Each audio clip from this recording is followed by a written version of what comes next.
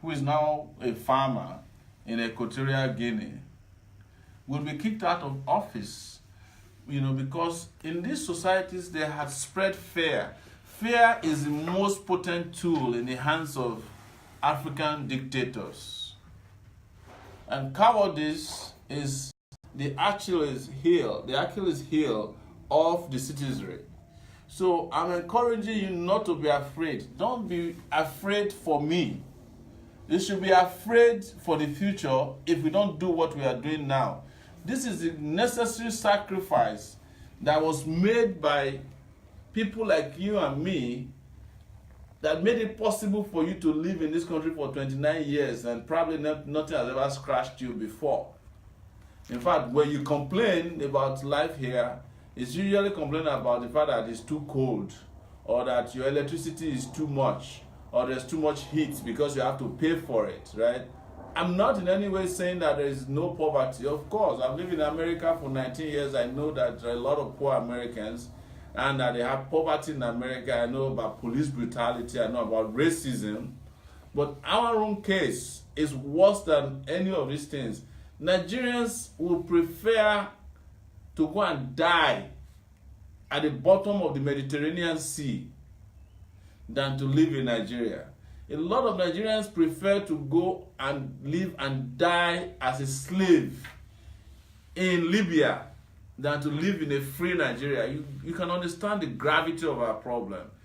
And nobody, and I keep saying nobody is safe in a country like that.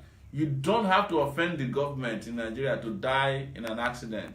You don't have to offend the government in Nigeria to be an activist before the house in which you are living, newly built, can collapse on you and you'll be trapped and you die in it because there's nobody regulating the building of houses. Corruption has taken over.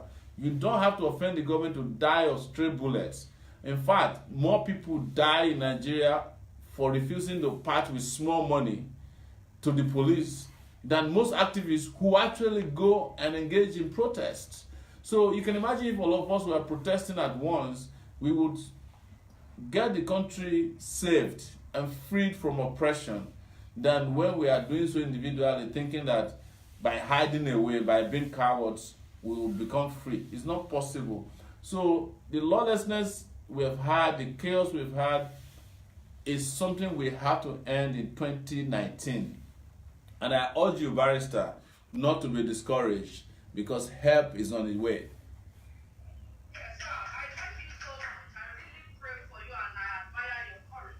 Thank you. Because I saw you during the Malaya's hospital attendance. We were trying to look here and there, left and right, in case come and arrest you. And I know they have the capacity. Yes, it will shock you that there has been an attempt to assassinate me before in Nigeria many times. But I keep telling them, this is not about me now. And I am not afraid of them. I'm not afraid of what they can do to my body. I'm more worried about what we can do to rescue the country called Nigeria. And I'm sure that we're close to doing that. Thank you. Well,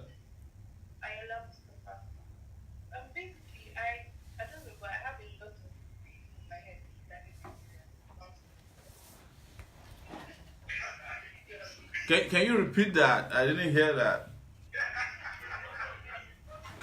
I say I have a lot of things. I have a lot of thoughts, like thinking about Nigeria and those situations. Yes. But then again, I'm still a small girl, so I don't know if my thoughts are valid. So if eventually you are elected president in Nigeria come next year, how do you want to go about the whole situation? Where do you want to start from? Because I don't know what Nigeria is just, I don't know what exactly. Where do you want to start from in such a nation? What is different problems, different angles, and that's number one. And then secondly, I've been following you and Fela very well, and I see both of you as very, very intelligent. Did you say gentle? No, very intelligent Okay. intentions for the country. And I was wondering, is there any, like, let's say collaboration or something between both of you? But then again, I can also try innovative that will come up and like ask Yoruba men, president and vice president. So yeah, those are my two questions for now. Yeah. Thank you so much for your questions. Two track questions, lovely, beautiful questions. The first question is, where do we start from?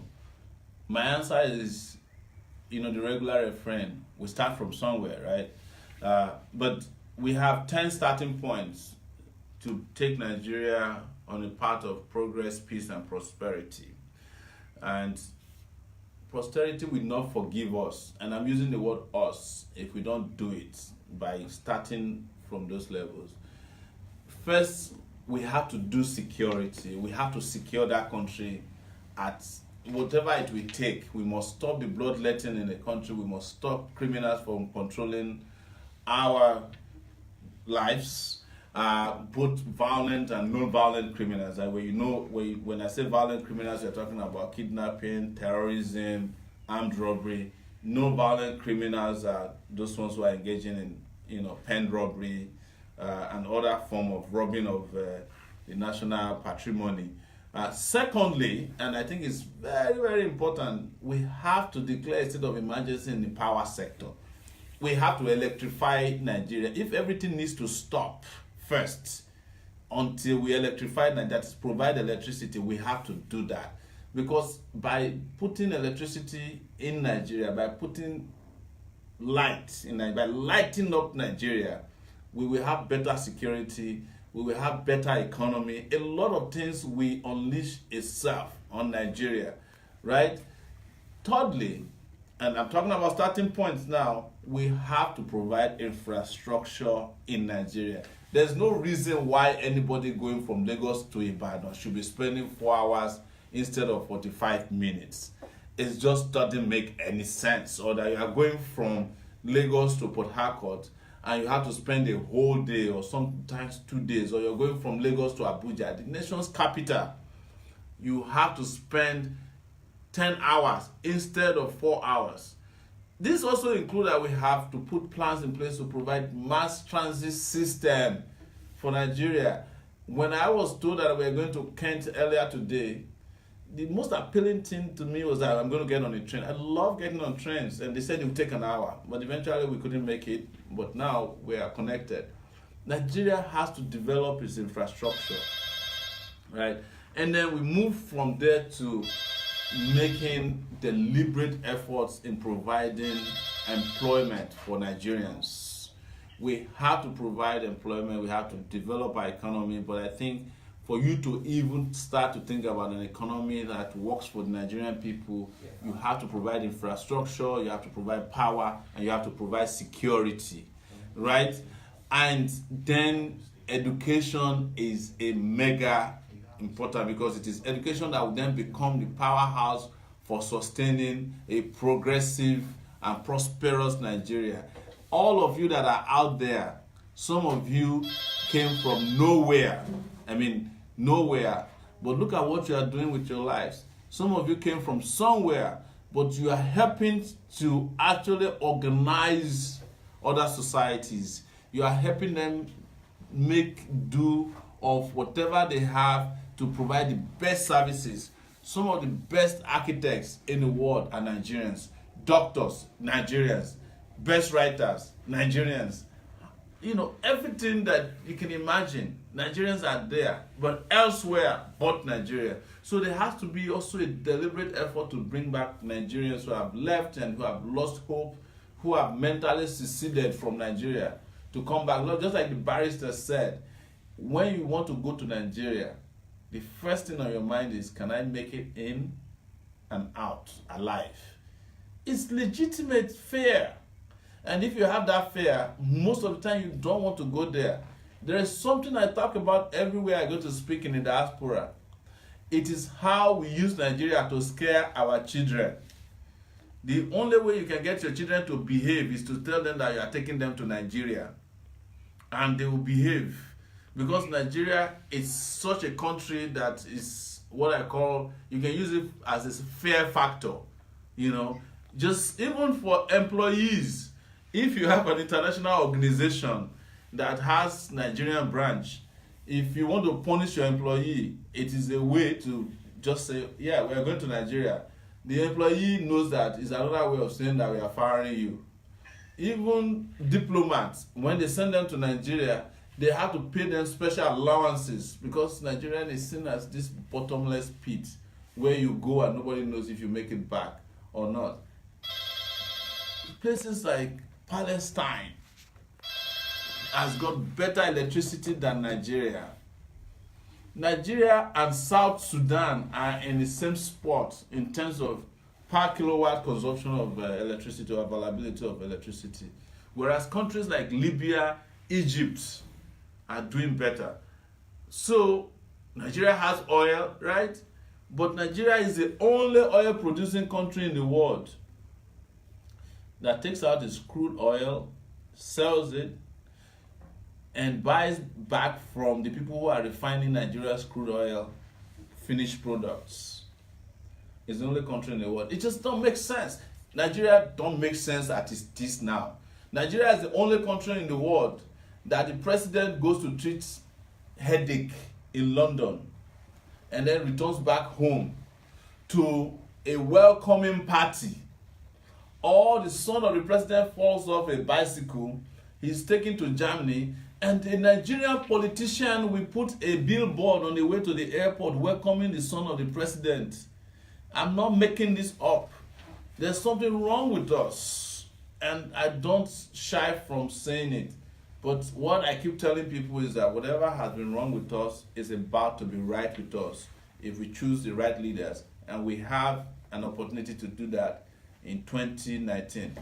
Duro Toye and other young people who are running, love them. I love them. It is very heartening that they are running and they are speaking and breathing life into the youthfulness that is desired and desirable for us in the next dispensation.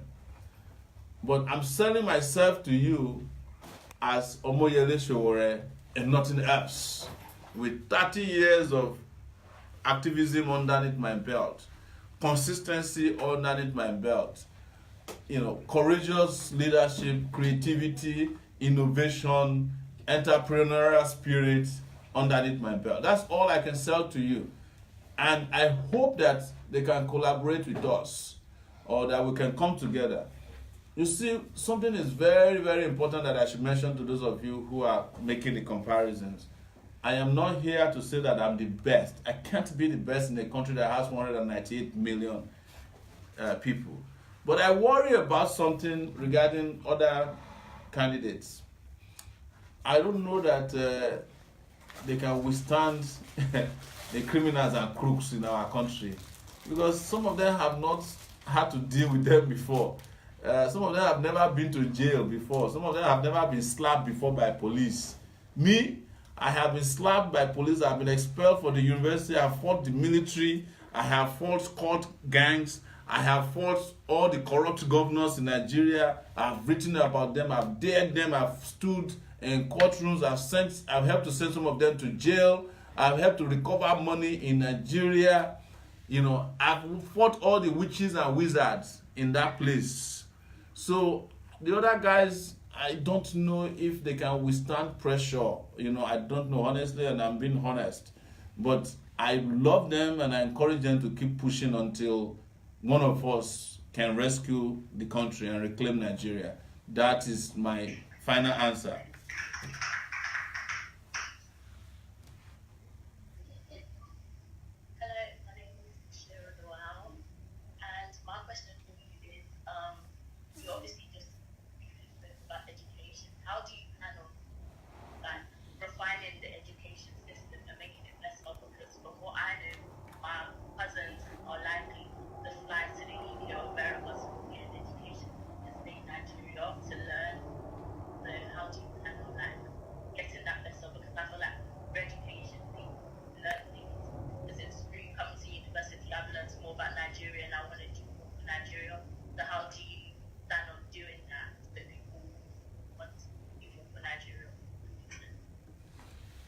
Thank you so much. Again, what has to happen in education is actually multifaceted.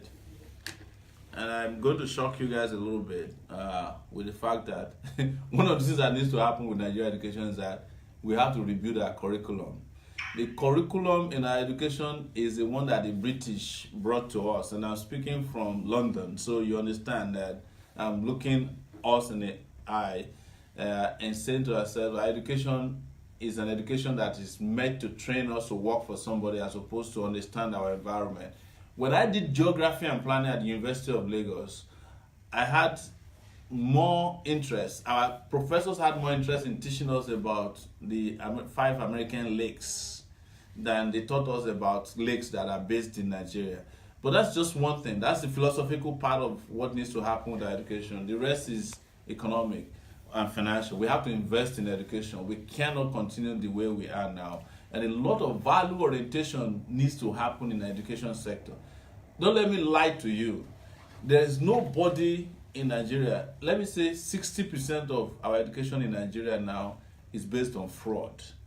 I do this as an investigative reporter. Even from primary school, parents are buying teachers or buying people they call mercenaries to write exams for their children from primary school. If you go to do WAEC, people are buying Expo to do WAEC. You go to the university, lecturers are being paid off to award. And I've heard of professors who help their students write their project and make money off of it. They sell plagiarized books. So the value reorientation that needs to happen will also have to happen with a lot of investment and infusion in the education system of competent hands. We have no option. We have to bring in people who are good teachers. That's why we want to hire 200,000 teachers for primary and secondary education right off the bat. The same thing we want to do for primary healthcare. We'll talk about that later. And our universities have to be monitored to be sure that the administrative system of the university is unbundled from the academic system of of our system. The reason why I'm saying this is that I've also been a university teacher, what they call professor in the US, for close to 10 years. And what I saw is that you have to ease university teachers from the burden of administration on campus, so that the teacher is not the same person who is responsible for so many things that they are doing now. They focus basically and mostly on education, and the administrative sector is there to support the professors or teachers, and students must also be given a voice to determine what they want. We have gotten a lot of things wrong with education, including mostly the administrators. So importantly also, we must make education qualitative and free for now, so that we can catch up with the rest of the world. Another thing is that we must introduce technology at the lowest level. It makes me sad. It makes me sad, right, to know that our system of education is less in some places. What my daughter knows in the US as someone who is an equivalent of primary 4 is more than what people who are in year 1 in some high institutions do. Her library is bigger than that of my high school, which I graduated from in 1985. By the way, my high school in Ondo State, a community high school, is the same desk that I left there in 1985 that is still there. It's the same louver window, the thing they call louver, the windows, the ones that clap when you close them. It's the same thing that is still there. Half of them are blown off by winds and nobody has replaced them. Because every year, meanwhile, there are at least 4 intervention programs that are currently working in the education sector in Nigeria. You have in the Niger Delta region where I'm from, you have the NDDC, you have the higher institution tax, education tax intervention. There are about 3 different interventions, but they're just avenues for stealing and waste and mismanagement. That has to end. The moment we're spending the right amount of money in the education and appropriately, and they are not frittered away and mismanaged and stolen, we will be able to get qualitative education into the body, heart, and soul and brains of our kids. There's no question about that. but it has to be deliberate intervention. You are sitting in this class today, and I can talk to you virtually. I went to the University of Ibadan about 3 weeks ago when I went back to Nigeria to hire a hall for the university. They are still writing receipts with long hand, and they still have to bring out a bucket of water to count the cash. Nobody is doing that anymore. University of Ibadan. So that means that the university is no longer even powering a technologically driven society, because the university hasn't gotten it right. How can it contribute to society? So, but it's a long story, what I've seen, but I can tell you that I have the exposure to understand what needs to be done and done immediately to start to turn things around.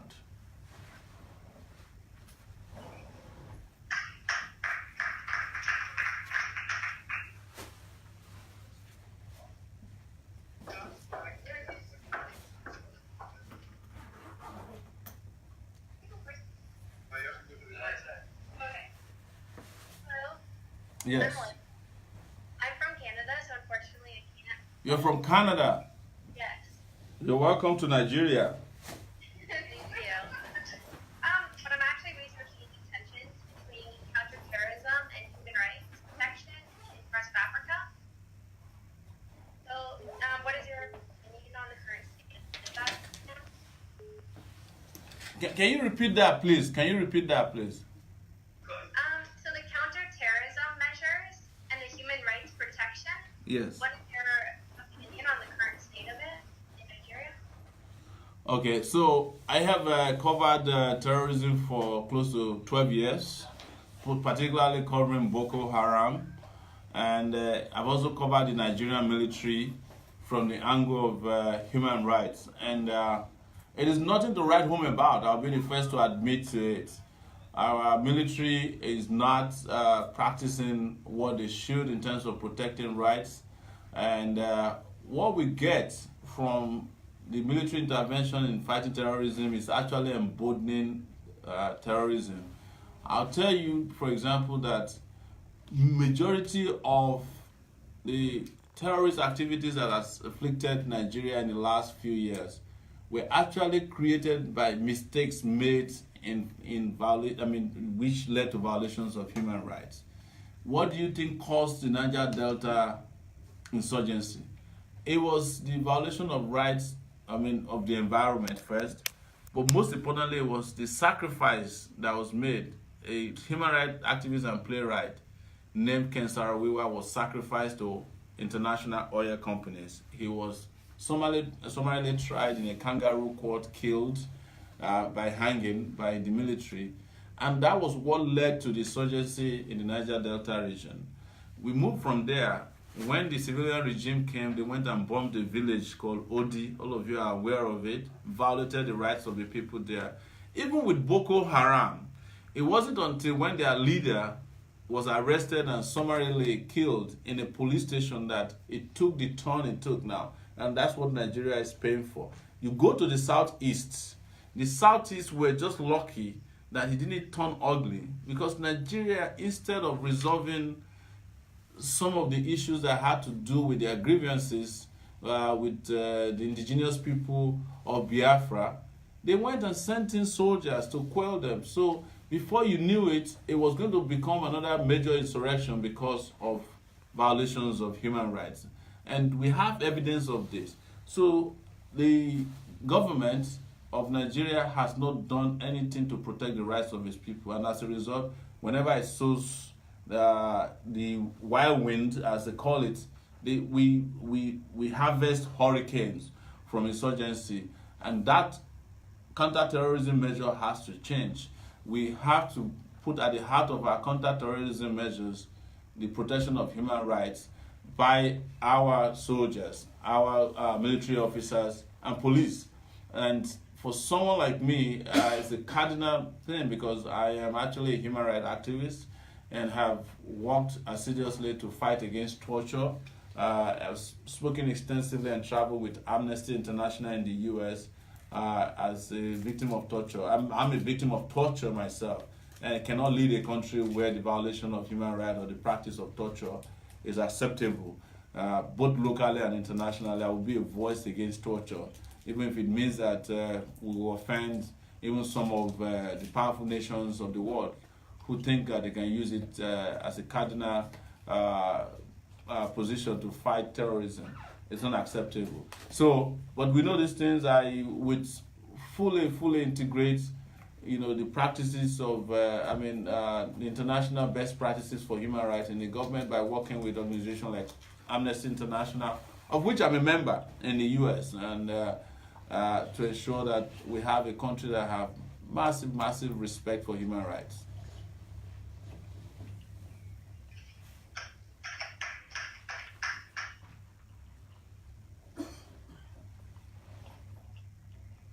Do we have any more questions?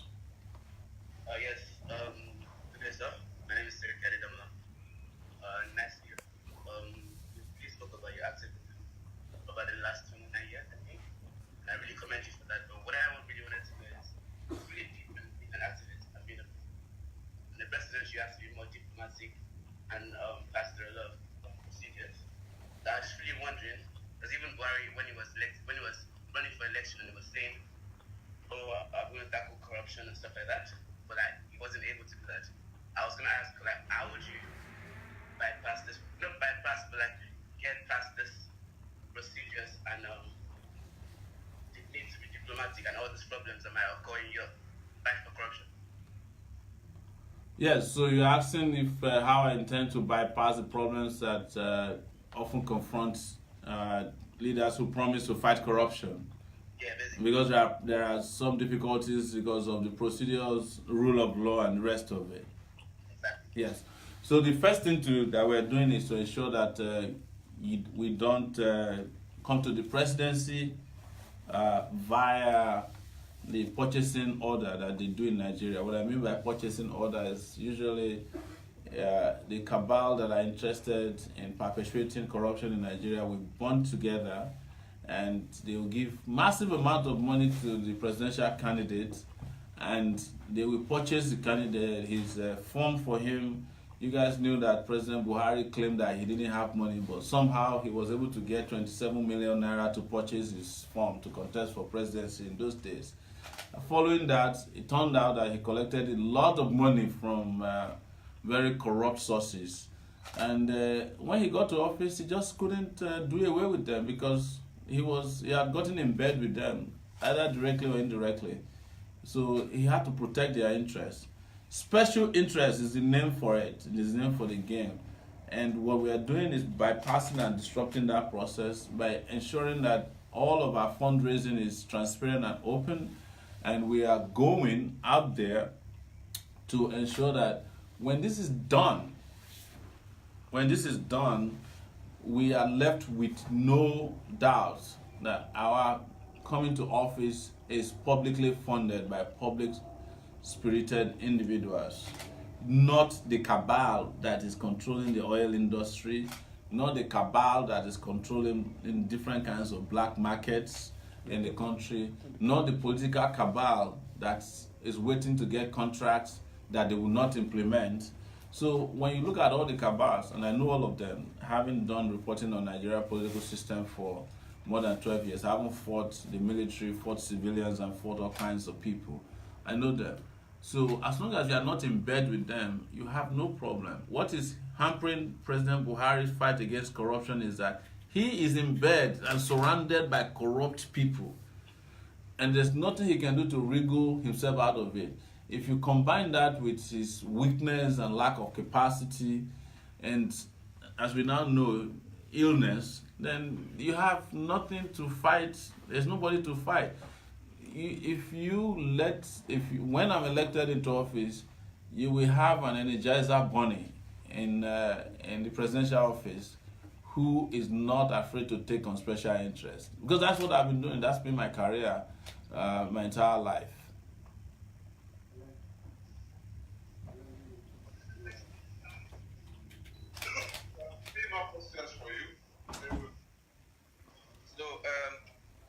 Unfortunately, this might sound like I'm attacking you, but that's fine. Okay, good. You see, the thing with politicians is that sometimes there's no substance to their claims and the proposals. And so far, what I've heard from you is you've stated the problems, and one of the key problems you say is leadership, and you make it sound as though leadership is the only problem we have. I mean, I know you have said, you've mentioned education, you've mentioned, electricity infrastructure and stuff like that, and you're saying you will do it, but there's no detail to it, because it's easier said than done and saying, oh, I'm going to do this, I'm going to do that, but our problem is deeper than that. With terrorism, you have tribalism, embroiled. That's not the right word. No, you have tribalism involved in the sentiments of that people. There are people actually in Nigeria, most of them in the north, that actually still believe that Buhari is doing the right thing because he's from the north. People are content with that. There are people that be content with the fact that an Igbo man is there, not because an Igbo man is doing something right, but because an Igbo man is there. So how are you going to prove to me or tell me that, and people are going to look at you as a Yoruba man first before an activist? That is the truth. And so before you move on, there's some people that will not move past that part. So how would you overcome the tribalistic and nepotic and corrupt sentiments that people have? Thank you very much. You raised very important questions. Instead of attacking me, you should have asked me to give you the breakdown. What you should understand is that these things come in different formats, considering where I am. And for example, I have actually spoken extensively about, in detail, what we intend to do about security, what we intend to do about power. For example, we said that we will, and I said that today at the BBC, that we are bringing 4,500 megawatts of renewable energy to Nigeria, northern Nigeria. And what is renewable energy? Solar alone. And just so that you are not in doubt about this, I said you can look at Morocco. Morocco is now selling power to Malta and France because they had the foresight to develop their solar energy sector by building 4,500 megawatts of electricity. So that is one solution. We have mentioned how many kilometers of roads we will build to give us the infrastructure we need. In particular, we mentioned that we will create an interstate highway system in Nigeria that connects all the region by dual carriageway. I just mentioned to you that in the health sector, first we have to attack the primary health sector issue by deploying most people in Nigeria, including some of your relatives, and I'm not saying it to degrade you, have never taken their blood pressure before. So to stop the carnage of avoidable death, and most people die from stress and health-related issues, that will have 160,000 healthcare professionals heading in their direction, 200,000 teachers heading in the direction of education. So we have immediate solutions that are there. When you talk about terrorism or this whole thing about Buhari, I have to say though, and it's very, very important that we don't trivialize Nigeria by saying that northern Nigeria believes that Buhari is doing what is right. I just came from northern Nigeria, and not just 99. I went to Kano, I went to Kaduna, and nobody can tell you that Buhari is doing anything for them. The worst road I have been in the last 3 months is the Kano-Kaduna road. If there's anybody from there, they will tell you, you think northerners are happy about it? When we were talking to the people in the north, women, they were talking about sending their children to school. They kept mentioning Makaranta, because which is the name for schools, because they understand that education will help to lift them out of poverty. The poorest part of Nigeria is northern Nigeria. There's no need exaggerating it. Do they want to get out of poverty? Yes. Did they think that Buhari could bring them? That's exactly the reason they voted for Buhari. They believe that he could get them out of poverty. They call him Megaskia, the man of the truth. But today, they themselves are heartbroken. So don't let us be overplaying this. Buhari had lost 3 elections in the same Nigeria. And now he's about to lose the 4th time, courtesy of the way we are approaching politics. Buhari is no longer popular in northern Nigeria. Let me break it down for you. The people of Plateau are not going to vote for Buhari because of what he did by overlooking the Fulani herdsmen farmers crisis. The same thing will happen in Benue. The Shiites, the people who are Shiites, there are about 10 million of them. They are not voting for Buhari because Buhari summarily executed their members and buried them in mass graves. Don't think those people will vote for Buhari. The people who he promised that he will wipe Boko Haram from their villages, they are still waiting for him. I don't think they will vote for Buhari. So tribalism is a tool that has been thrown by our leaders to divide and conquer us. And a lot of people have seen beyond that. And I have seen it because I just came from Nigeria. You mentioned that I'm Yoruba man. You don't even know where I come from. Because I'm not about my ethnicity and I'm not going to disclose it to you at this event. It's true. Most of you don't even know where I come from. But people accept my message or the message we are giving to them because they know that we are not ethnic bigots. The younger generation Nigerians have seen through ethnicity and nepotism. Yes, Buhari is a nepotistic head of state. He was elected as the president of the Federal Republic of Nigeria. But by his own design, he became the school prefect or senior prefect of Daura High School. That is his problem. And the rest of Nigeria has seen through that Buhari is not a national leader. Are they going to vote for Buhari in the southeast? My answer is no. Is he going to get another term from the southwest people? I would say nah. And is he going to get any vote from the south-south? No. North central, that's include Benue, Plateau, even Kwara. I don't see it happening. So where is the magic going to come to continue as a nepotistic and tribalistic leader? I think Nigerians are coming around understanding that even the so-called zoning and turn-by-turn politics is not working for them. If you go to the southeast, who is the governor of Imo State? Is a southeasterner. Even though by way of his performance, people are questioning where he comes from. But let's even leave that alone. If you go to Owerri, you want to go and try Rochas Okorosha in the International Criminal Court for crimes against humanity. The place is broken. It didn't seem as if there was government in Owerri. It took us longer to get from, it was shorter to get from Lagos by air to Owerri than it took us to get from the airport in Owerri to the hotel. The place is in shambles. Is it not from there? So leadership is key. My brother, you cannot overrule. It is because of leadership that we don't have all the things. The leadership that you are asking for, the question you are asking from me is actually the easiest thing to do. I can go on Google and go and download and tell you that these are the things I will do. I'll do magic, I'll do magic, I'll do magic. But the thing is, you will need to look at my background. You need to look at my character. You need to look at my consistency before you can believe those things. Otherwise, you are going to fall into the hands of the same 419 leaders that have been leading Nigeria. Didn't they say that Babangida was the best leader at the time in Nigeria? Because why? He knew how to dribble people until he dribbled himself out of power. So I don't know what we need to do to convince ourselves that we need to go in a fresh direction. We have tried 2 presidents now who used to be former president. This is where they left us. We've tried the military option, we've tried the civilian option, we've tried military guys who used to be military and they became civilians. We've tried some young people, and then we've tried a lot of old people. Now it's time to try something fresh. And that is the person who is engaging with you now. I am presenting myself based on integrity. And my integrity is verifiable integrity.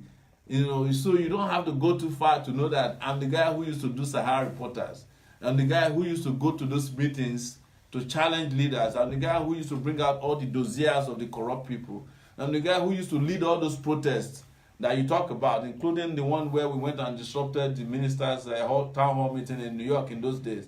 Or the guy who took on a minister of communication on radio 2 weeks ago, and as the outcome of that encounter was, they said we took him to the cleaners. I don't know yet until next year before I can convince myself that we took them to the cleaners. But we need to do that very quick and fast. So please, I want you to keep an eye on this. And like I said, if you cannot support me and you feel that I'm not convincing enough, please find another young person to follow. Please do not follow any of these old, ragged, corrupt, incompetent, mediocre in the country. That's my charge to you.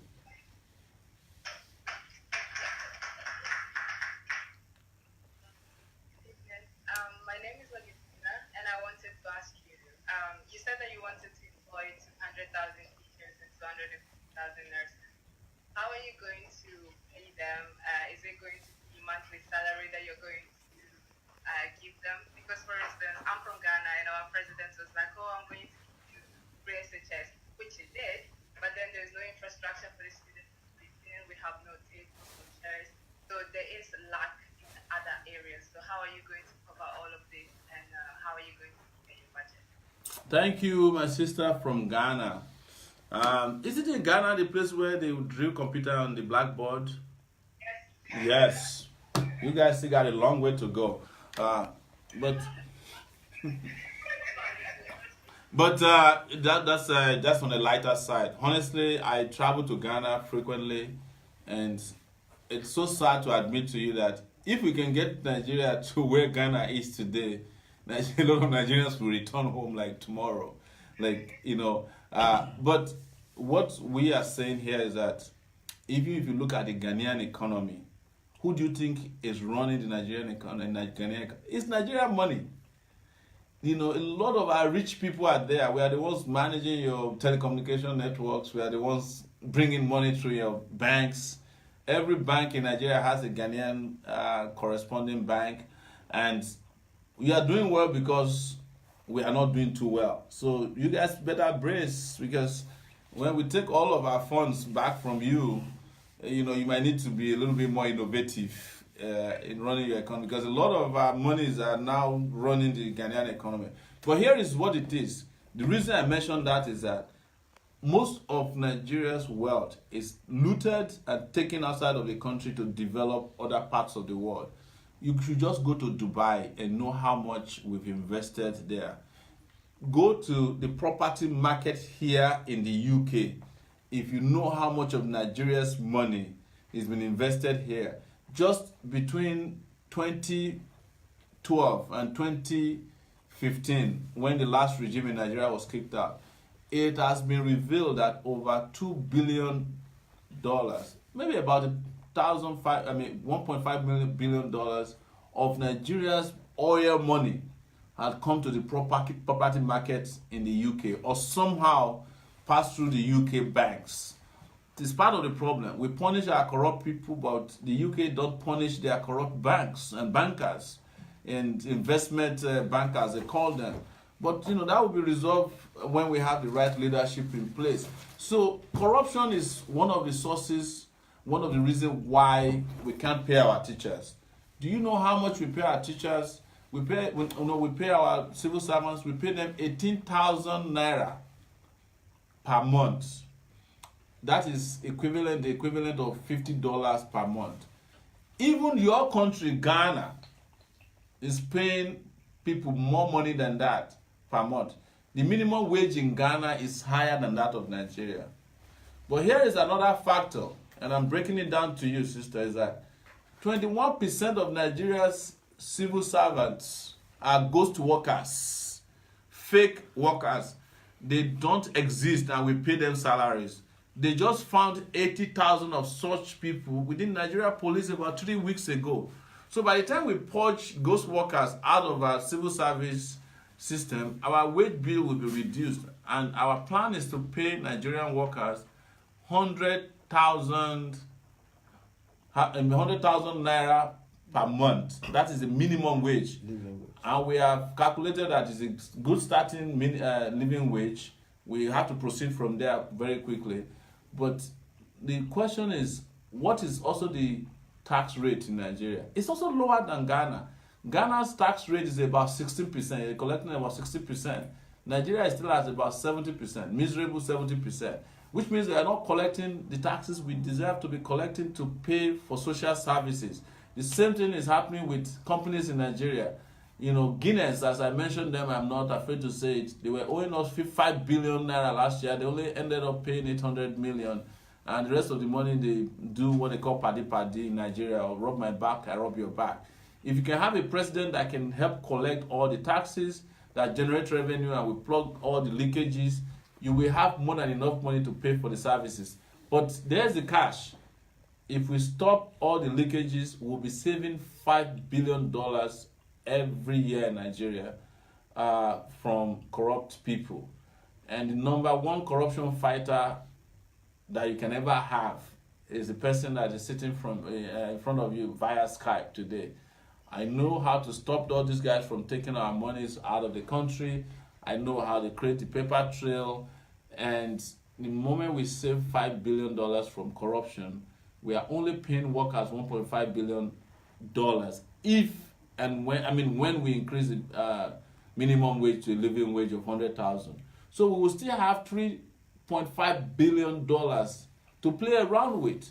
If you add that to the tax base and the tax collection rate that we intend to increase, how we intend to stop leakages and increase our revenue base by creating employment, by providing electricity, and all the multiplier effects that are out there that will come from just serious leadership. And I come to leadership, my brother, who is talking about leadership.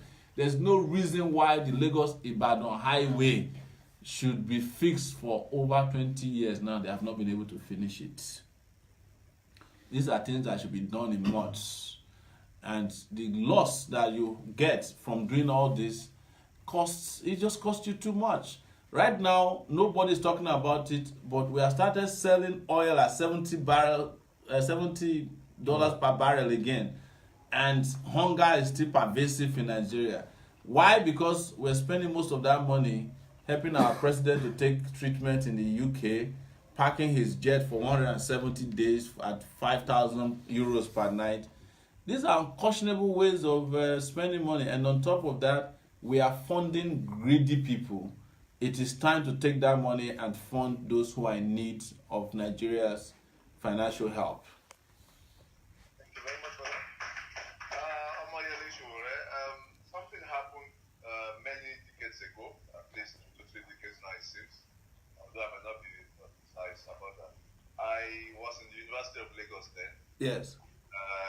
I happened to be present at a rally you were speaking at as president, and I just looked at you and I wondered, how did this young person get himself into so much trouble? You were surrounded by all these older guys, and it was top politics, top quality student unionism. Yes. And I thought to myself, how did it just, why is it not easier for him to be at home? You have not ceased to impress me. Since then, I was impressed then, I am impressed again. I'm asking myself, how did he get himself into this kind of shit again? You are going for the top job. Yes. I wish you all the best. I'm sure everybody here wish you the best. And you have a long road ahead of you to navigate. So, one last question, and we'll let you go because I understand you are still going for another. Yes, another meeting. Yes. And tomorrow we will be having a big rally, town hall event In London. Yes. Yes, and we are looking forward to that. I will be there certainly, and some promise to come along. My last question for you: as president of Nigeria, what would be the foreign policy of Nigeria? What would be your take on the foreign policy thrust of Nigeria? Would it be the same old thing, Africa being the centerpiece of Nigerian foreign policy, or are you going to change it in favor of any other, regional focus? And if I may be more specific, what would be your take on the China-Africa relationship, China-Nigeria relationship, as opposed to the good old Europe and US focus that we've had? What's your foreign policy going to be? Thank you. Thank you so much. That's a very, very good question. But the foreign policy of Nigeria right now is driven by foreigners. That's the truth. And what I've seen in recent years is that this kind of a Cold War coming back again, and all of it is economic. Look, the truth is that Nigeria is being treated as a mining site as opposed to being a country. And when you have a country as big as Nigeria being treated as a mining site, the foreign policy of Nigeria is treated, of the foreign engagement of Nigeria with the rest of the world, is treated based on resources that Nigeria can provide to the world. It's not treated based on the integrity of the Nigeria or of Nigeria's territory and its people. So our foreign policy will be focused on respect for the Nigerian state and the Nigerian peoples. And that would, of course, I would not lie to you that I want our foreign policy to be centered around Africa, but it's in such a way that Africa can become more united and become a bigger player on the world stage. That is definitely going to be it. But what needs to happen is this, and there's no foreign policy that you can have that is going to be respectable if you don't have a government. The way I see Nigeria is like Nigeria has no government, and you find out that all of our policies are dictated from outside to us, and it's dictated based not on our strength but our weaknesses. So I go to China and the US and Europe.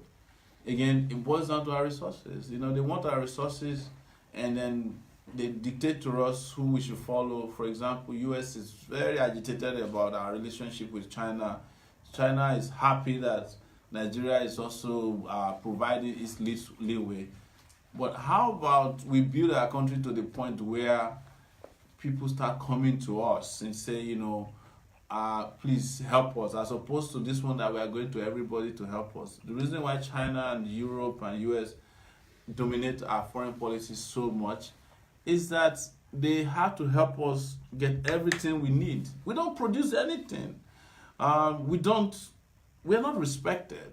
We are not respected as a country. We are not respected as a people. Our passport is viewed with, scorn everywhere we go. So I would not tell you specifically what I would do about China. I don't want to get in the mix of how China and the US and all of them are trying to penetrate Nigeria. What it tells me, if they are so interested in Nigeria, is that Nigeria has got something to offer. And I'm sure that by the time they see the quality of leadership that we assemble in Nigeria, when we win in 2019, it will be very clear to them the direction in which we are headed and where we want to head. So, in the referring to me as the little boy who used to like trouble, now I've grown to like even more trouble. But the trouble I have now is a good trouble to have, because it's a trouble that is about to save world's largest country for black people. And I want to say finally that our policy, foreign policy, would extend to, include the promotion of the betterment of the dignity of the black man. Because if Nigeria gets it right, I think a lot of black people will be proud to be black. Thank you.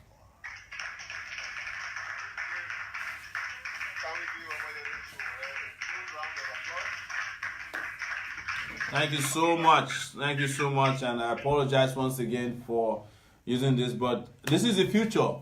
I want to be the president of Nigeria that can speak to you directly from the presidential office, not villa. I don't want to call it a villa because I'll be working from anywhere. I'll be working virtually from anywhere via Skype. That's why I've been saying that, these analog leaders have to go so that we can practice governance by digital technology. Yes, although we are about just a dozen or just a score, 20 or 30 people here, definitely thousands will see this interview because we are placing it on the web, and yes, that is the magic of the moment we live in. Absolutely. So we're looking forward to also your promise to come to Kent. I'm coming to Kent. Like I said, I haven't found one of the things that happened to me was the lecture I delivered at Kent last year. It gave me a new direction after leaving that place. I just thought to myself, oh my God, there's something very divine, now speaking religiously about coming to Kent the last time I came there, and how the role that played in what I'm doing today. So thank you, Kent, and Kent Shawara will be back. Thank you. Bye-bye. Thank you.